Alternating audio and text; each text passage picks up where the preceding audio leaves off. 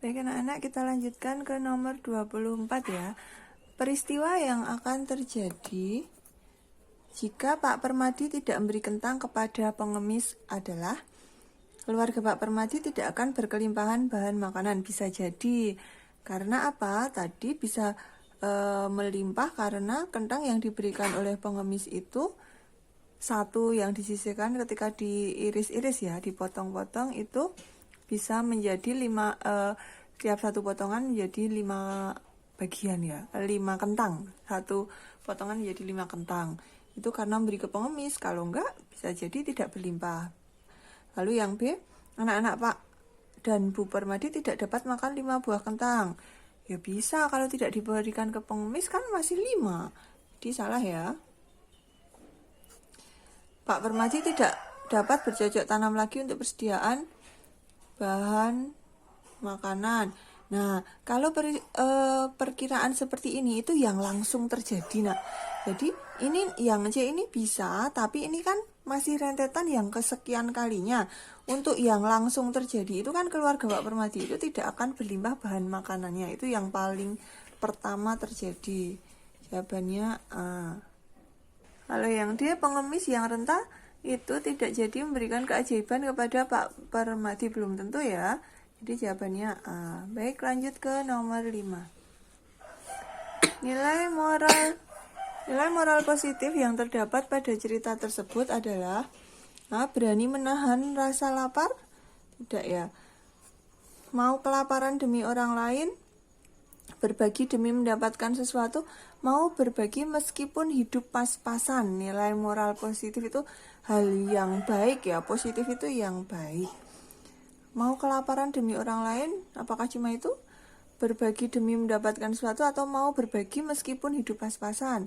Nah, dari hidupnya yang pas-pasan dia mau berbagi, itu suatu hal yang positif. Jadi D. Lanjut nomor 26. Keteladanan yang ditunjukkan tokoh Pak Permadi pada cerita tersebut adalah A. Pantang putus asa, B. Pembela kaum lemah, C. Mengutamakan keluarga, D. Tetap peduli pada orang lain. Lebih gede ya, karena walaupun hidup pas-pasan dia tetap peduli kepada seorang pengemis tadi. Lanjut nomor 27. Andi menuju titik-titik untuk menabung sebagian uang sakunya selama sebulan. Istilah yang tepat untuk melengkapi paragraf tersebut. Nah, tadi sudah disinonim ya, yang mengambil menabung di bank. Menuju apa nak? Ayo. Menuju ke teller. Tadi sudah. 28. Andi selalu titik-titik tasnya di punggung. Kata yang tepat untuk melengkapi kalimat tersebut adalah, nah ingat ini nak. Ingat ada kata menggendong. Kalau menggendong itu membawa sesuatu di punggung atau di belakang. Gendong ya. Nah tadi apa?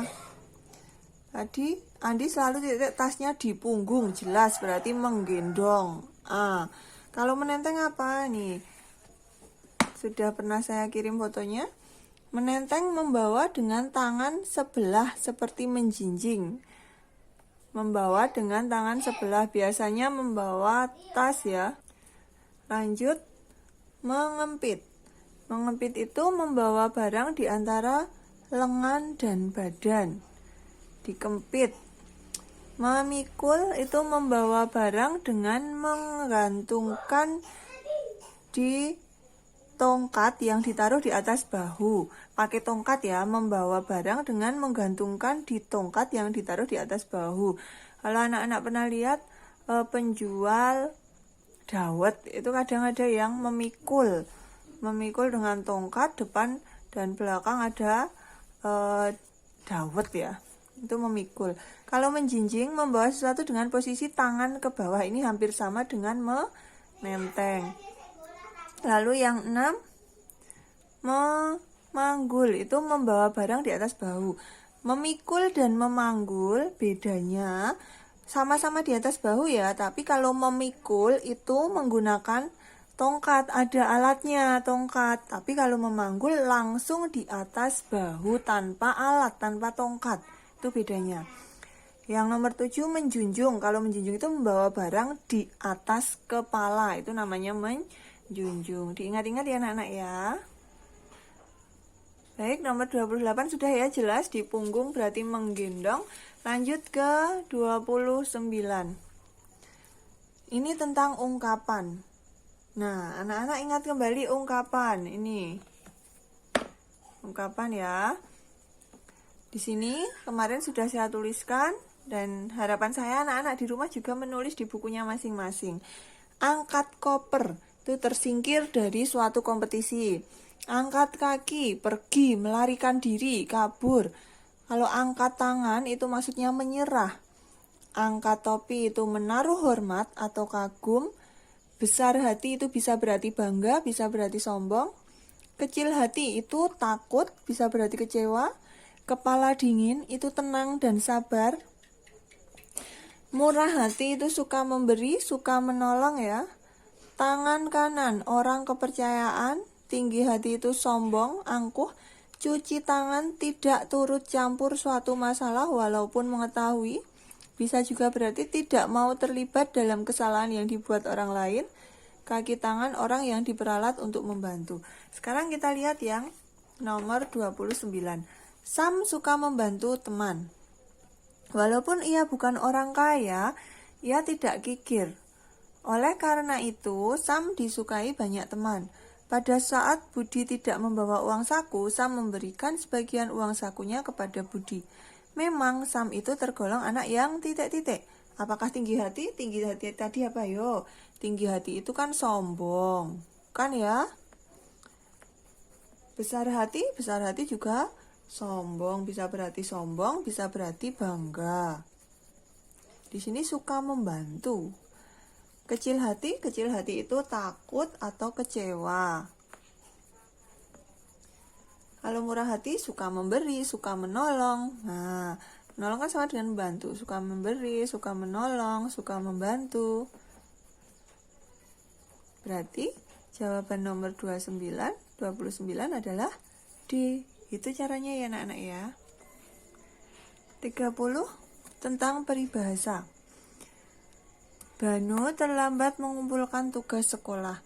Ia lupa mengerjakan karena tidak pernah memperhatikan tugas-tugas yang diberikan guru. Di rumah, Banu juga sering bermain hingga larut malam. Ia menyalahkan kakaknya yang sering mengajaknya bermain. Banu bagaikan A. Biar lambat asal selamat. Biar lambat asal selamat itu artinya apa toh? Bisa ditambahkan di buku anak-anak. Itu artinya mengutamakan keselamatan dalam mencapai tujuan. Biar lambat asal selamat, lebih mengutamakan keselamatan dalam mencapai tujuan. Lalu B. Buruk muka cermin dibelah. Orang yang suka menyalahkan orang lain. Lah, ini tadi, ini menyalahkan kakaknya. Jawabannya B ya. Kalau yang C, bermain air basah, bermain api terbakar. Artinya setiap pekerjaan ada untung ruginya. D, menepuk air di tulang, terpecik muka sendiri.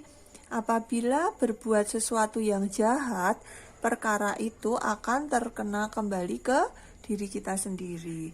Jadi jawabannya B ya. Lanjut nomor 31. Perhatikan petunjuk penggunaan kamus. Ini kelas 5 pernah loh ya, penggunaan kamus itu untuk mencari makna kata yang disusun acak.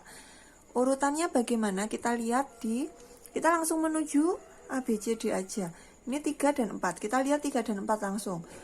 Ingat, untuk urutan seperti ini, anak-anak sambil membayangkan. Jangan asal, sambil dibayangkan, bener gak kalau urutannya kayak gini? Kalau kebalik biasanya lucu, aneh. Buka halaman kamus berdasarkan huruf pertama dari kata dasar tersebut.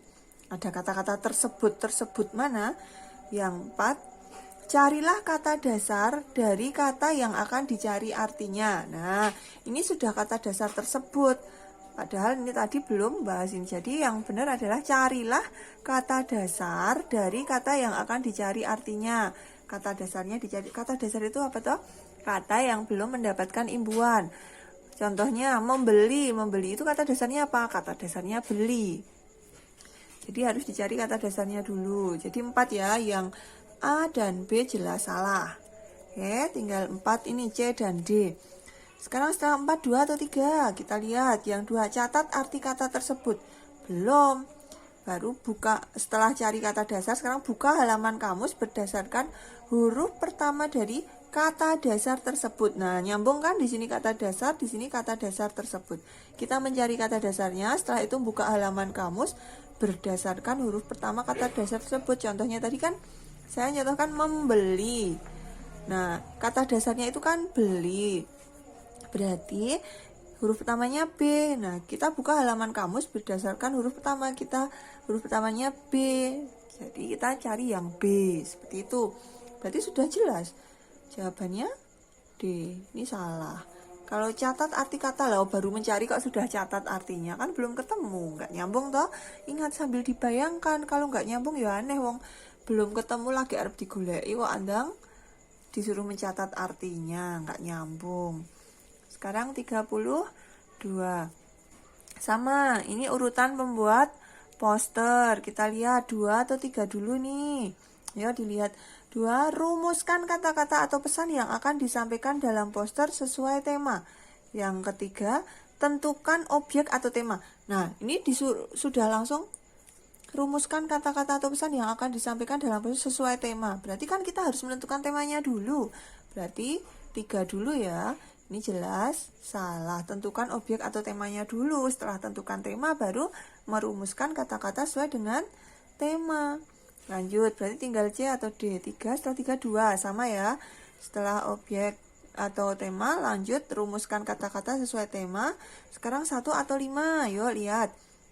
Kalau 1, lengkapi dengan gambar dan sesuaikan proporsinya dengan tulisan. Kalau yang 5, susunlah kata-kata tersebut menjadi kalimat singkat, jelas, dan bermakna. Nah, ini tadi kan rumuskan kata-kata. Berarti nyambungnya di 5 ya. Susunlah kata-kata tersebut. Ini merumuskan kata-kata. Di sini disuruh menyusun kata-kata. Ya toh? Kalau ini kan langsung lengkapi dengan gambar. Lah kata-katanya tadi harusnya disusun dulu. Nah, berarti jelas jawabannya adalah D. Gitu nggih. Lanjut. Nomor 33, nah deskripsi gambar, ingat harus yang sesuai dengan gambarnya ya. Ada 2 gajah, betul ya? Ini 1, 2, ada 2. Gajah dewasa memiliki 2 gading, 1, 2. Ia berada di depan gajah kecil, ini di depannya, betul ya? Salah satu kaki belakang gajah dewasa diangkat sedikit, ini diangkat sedikit toh? Nah, bisa jadi ini betul ini. 1 sudah oke. Tapi kita lihat, buktikan, benar nggak? Yang B, ada 2 gajah. Oke, gajah dewasa memiliki 2 gading. Betul. Anak gajah mengikutinya dari belakang. Mereka berjalan beriringan. Beriringan ini berarti jejer. Enggak ya, salah. Lalu yang C, ada 2 gajah, betul. Gajah dewasa memiliki 2 gading, betul. Ia menuntun anaknya mencari makan. Mana menuntunnya? Enggak ada ya. Salah. D, ada 2 gajah. Oke, gajah dewasa memiliki 2 gading, betul. Ia mengajak anaknya mencari makan. Siapa yang bilang mengajak? Enggak tahu kapan ngajaknya, kan enggak ada di gambar. Makanan kesukaannya adalah kelapa. Mana yang menunjukkan makanan kesukaannya? Enggak terlihat di gambar. Masa kita tahu? Apalagi nanti warnanya merah. Mana merah? Nah, salah ya.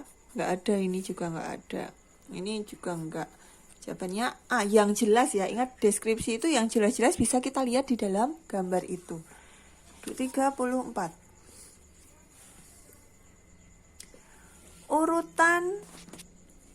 Urutan yang tepat agar menjadi paragraf yang padu. Yuk kita lihat. 1, 2, 3, 4 ada semua. Saat mendengar namanya disebut sebagai juara, aku terkejut. Berarti ada sebelumnya ini. Kalau saat mendengar namanya berarti harus disebut dulu. Salah kalau pertama. Sehari-hari Abel biasa saja. Bisa jadi. Ia menjadi juara. Ia siapa? Nggak bisa untuk kalimat pertama. Ianya siapa? Nggak tahu toh? Salah. Berarti yang 1 tadi salah. Yang ketiga juga salah. 4 coba. Aku tidak pernah menyangka. Aku siapa ini? Tiba-tiba kok aku tidak pernah menyangka. Berarti jelas ya. Sehari-hari Abel biasa-biasa saja. Terus saat mendengar namanya disebut sebagai juara, aku terkejut. Nah, ini Abel ya. Lalu aku tidak pernah menyangka ia menjadi juara pertama lomba menulis puisi. Jawabannya A. Begitu caranya. 35. Kalimat yang tepat untuk melengkapi paragraf laporan. SD Negeri Juara akan mengadakan kegiatan lomba baca puisi dalam rangka menyambut Hari Ibu secara daring. Kegiatan tersebut akan dilaksanakan pada tanggal 14 sampai 19 Desember 2020. Semua siswa diharapkan ikut berpartisipasi dalam kegiatan lomba. Terus yang A, kegiatan lomba membaca puisi SD Negeri Juara berjalan lancar. Kok tiba-tiba kegiatan puisi ya? Gak ada ya, tadi belum bahas kayak gitu. Salah, semua siswa sangat antusias mengikuti lomba baca puisi. Ini kok lomba baca, SD Negeri Juara akan mengadakan kegiatan lomba baca puisi dalam rangka menyambut Hari Ibu. Kegiatan tersebut akan dilaksanakan pada tanggal 14 sampai 19 Desember. Semua siswa diharapkan ikut berpartisipasi dalam kegiatan lomba. Kegiatan lomba baca puisi SD Juara berjalan lancar. Semua siswa sangat antusias mengikuti lomba baca puisi secara daring. Kegiatan ini bertujuan untuk memupuk bakat dan, nah lebih ke situ ya, lebih gede, lebih kecil. Kegiatan ini bertujuan untuk memupuk bakat dan rasa percaya diri siswa. Jawabannya lebih kecil. Ini hampir sama, mirip. Tapi tadi saya sudah bilang, di antara jawaban yang tepat yang benar ini pilih yang paling tepat. Ternyata kalau kita baca yang paling tepat adalah C. Tujuan dari kegiatan itu apa? Itu laporannya. 36. Buku tulis andalan. Kalimat yang tepat untuk melengkapi iklan tersebut adalah harga hemat, bisa. Bahan kuat, buku tulis, bahan kuat. Ini meragukan. Harga memikat, harganya memikat. Bahan hebat, bahannya hebat, salah ya. Harga hemat, sejuta manfaat, maksudnya banyak manfaat. Bisa jadi ya. Harga merakyat, isinya memikat. Isi buku tulis ya itu aja. Isinya memikat apa ya? Salah ya. Bahan kuat atau sejuta manfaat yang betul ya. Lebih ke yang mana kalau buku tulis? Apakah bahan kuat kalau buku tulis itu? Tidak ya, lebih ke sejuta manfaat. C. Begitu. Jadi kita harus bisa memilah-milah mana yang sesuai. Kalau ini buku tulis masa bahan kuat? Berarti lebih ke manfaatnya. 37. Pada hari yang berbahagia ini, akhirnya kita dapat kembali berkumpul dalam acara peringatan Hari Sumpah Pemuda. Sumpah Pemuda menjadi simbol perjuangan para pemuda Indonesia dalam mempersatukan bangsa pada zaman penjajahan. Kehadiran pemuda yang gagah berani sangat didambakan bangsa. Kalimat yang tepat untuk melengkapi penggalan pidato adalah apakah A. Semoga acara ini dapat memberikan banyak manfaat untuk para generasi muda. Atau B. Sebagai pemuda masa kini, marilah kita meneruskan perjuangan mereka atas nama bangsa Indonesia. Bagus ya ini ya. Atau C. Kami berharap semoga generasi muda semuanya dapat berprestasi mengharumkan bangsa Indonesia. Atau D. Semoga para pemuda yang telah gugur perjuangan kemerdekaan bangsa Indonesia diterima di sisinya. Lebih ke B ya, sebagai pemuda masa kini. Nih, kehadiran pemuda yang gagah berani sangat didambakan bangsa. Sebagai pemuda masa kini, marilah kita meneruskan perjuangan mereka. Jawabannya B. Sekarang yang nomor 38. Bu Herawati selalu tampil menarik karena pandai titik-titik, aksesori, dan baju yang dipakai. Kata bentukan yang tepat untuk melengkapi kalimat tersebut. Nah, ini nak.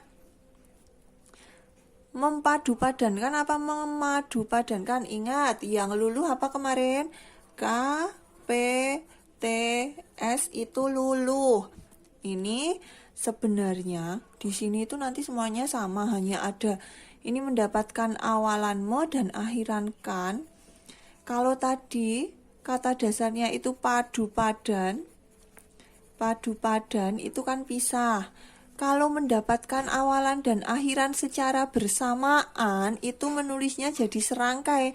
Dan ingat di sini P. P ini merupakan salah satu yang luluh. Maka ini berubah menjadi memadu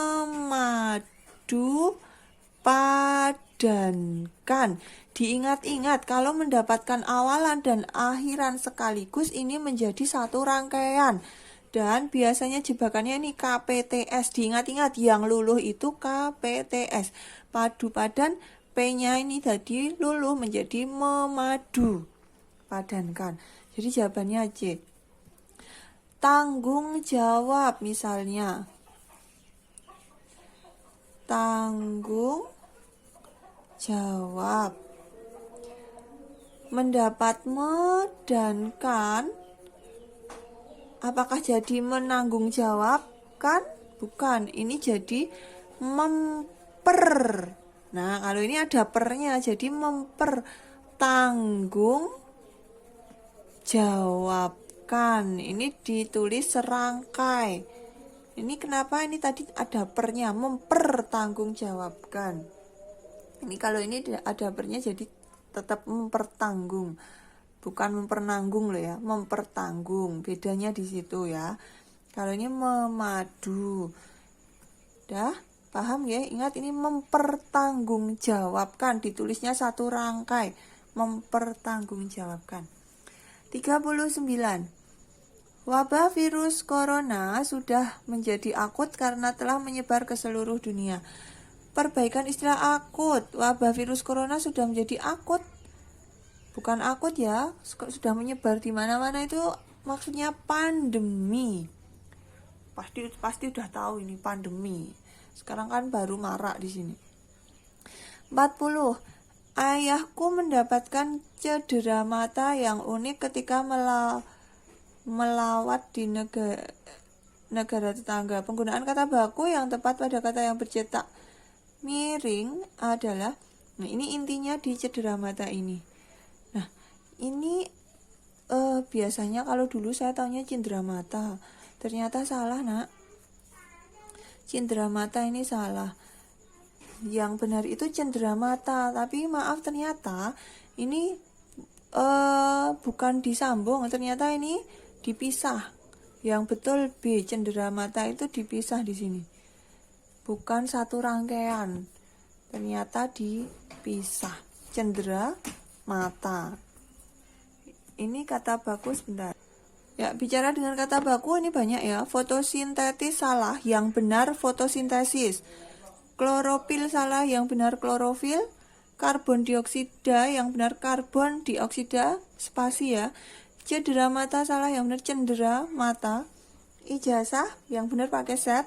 Sertifikat, yang benar pakai S, sertifikat. Keterampilan, yang benar keterampilan. Fotokopi, yang benar disambung, tidak dipisah ya, serangkai. Keramaian, yang benar keramaian. Provinsi salah, yang benar provinsi. Sistem salah, yang betul sistem. Resiko salah, ingat ini. Risiko, nak, yang betul risiko. Terampil salah, yang betul terampil. Teknik salah, yang betul teknik. Jadwal itu salah, yang benar jadwal, kayak gini ya. Nah, ini Jumat. Kalau di tanggal, di kalender itu biasanya Jum ada koma atas. Itu ternyata tidak baku. Bakunya hanya Jumat, tidak pakai koma atas. Anak-anak harus tahu itu. Ini yang betul Jumat, tidak pakai koma atas. Ya.